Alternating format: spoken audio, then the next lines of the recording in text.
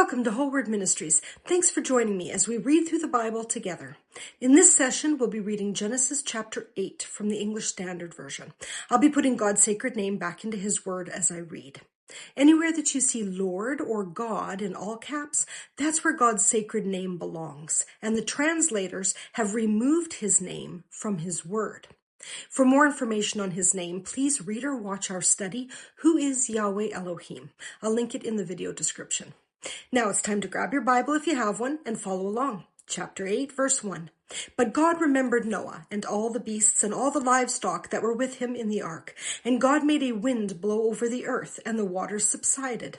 The fountains of the deep and the windows of the heavens were closed. The rain from the heavens was restrained, and the waters receded from the earth continually. At the end of 150 days, the waters had abated. And in the 7th month, on the 17th day of the month, the ark came to rest on the mountains of Ararat.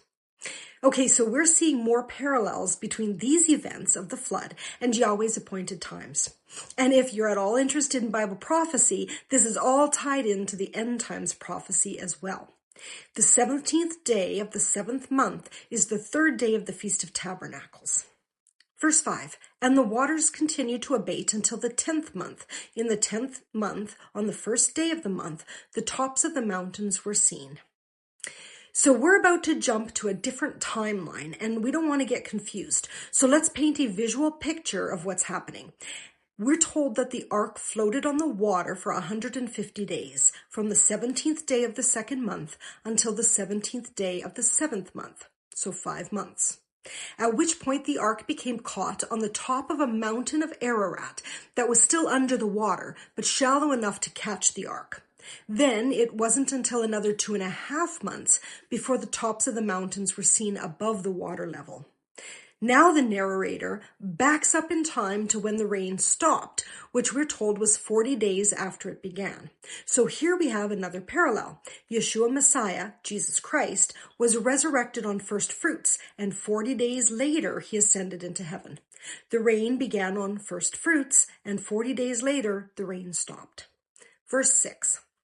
At the end of 40 days, Noah opened the window of the ark that he had made and sent forth a raven. It went to and fro until the waters were dried up from the earth.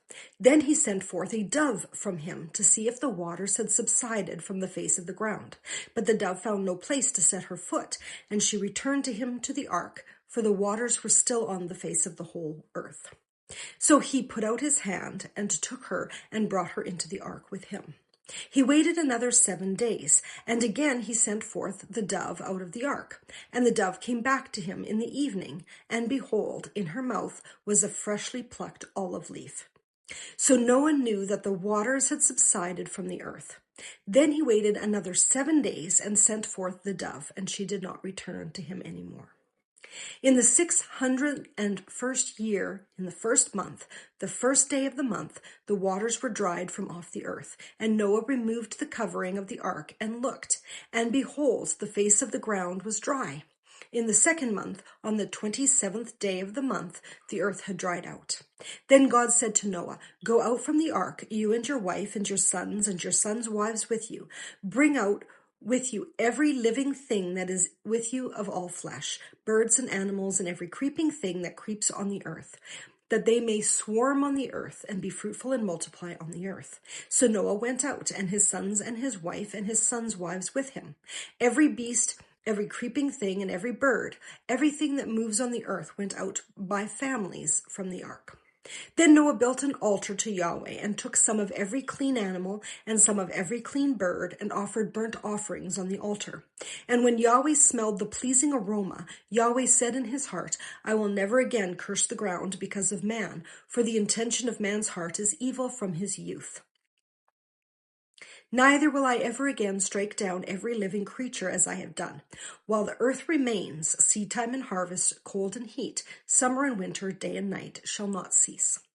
Thank you very much for joining me for this session of reading through the Bible. I hope you'll join me again for the next session where we'll read Genesis chapter 9. Shalom.